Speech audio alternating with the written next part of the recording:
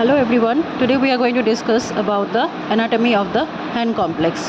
The hand region is also known as the manus as per the anatomical term. Our hand complex comprises of three categories of bone: the carpal bones who form the wrist region, the metacarpal bones who form the plum region, and the phalanges who form our fingers or digits. So coming to the number of carpal bones, you can see here these are the carpal bones. These are small irregular shaped bones. They are total 16 in number. Each hand has 8 number of carpals. Coming to the metacarpals, they are 10 in numbers. Each hand comprises of 5, and they are the category of miniature long bone. Coming to the phalanges, these are also categories of miniature long bones. They are total 56 in one limb, 28, and in one hand we have 40 number of phalanges. So let's come on. If we describe the carpal bones, the first carpal bone will have two rows. One is a proximal row, another one is distal row. So the first, if we take from the thumb region towards the radius, we have the scaphoid. After the scaphoid, we have the lunar shape. This is the lunate.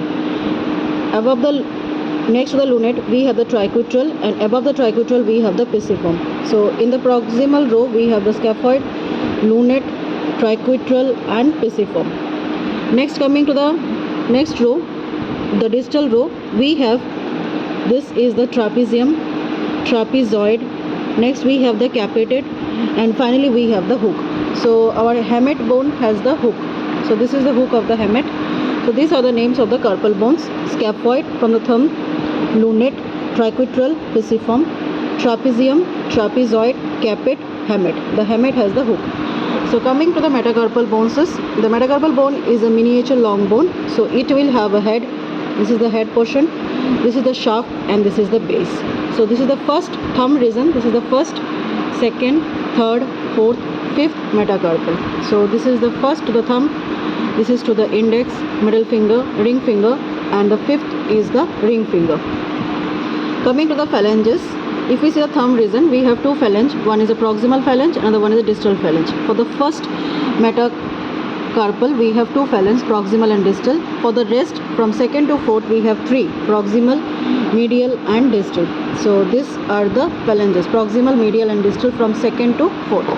Coming to the joints, the first joint between the radius and ulna, this is the wrist joint, and this is called as a radiocarpal joint also, because it has a connection with the radius and the carpal bones, scaphoid and lunar take place.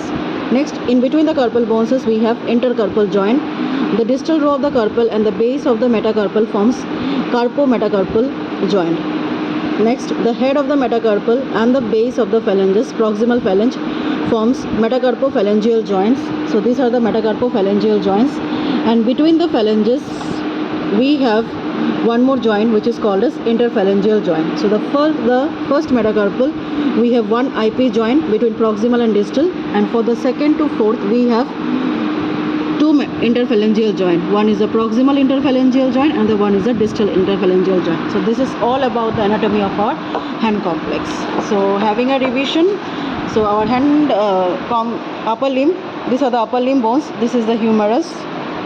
After the humerus, we have, this is the ulna, this is the radius, this is the carpal, metacarpal, and the phalanges.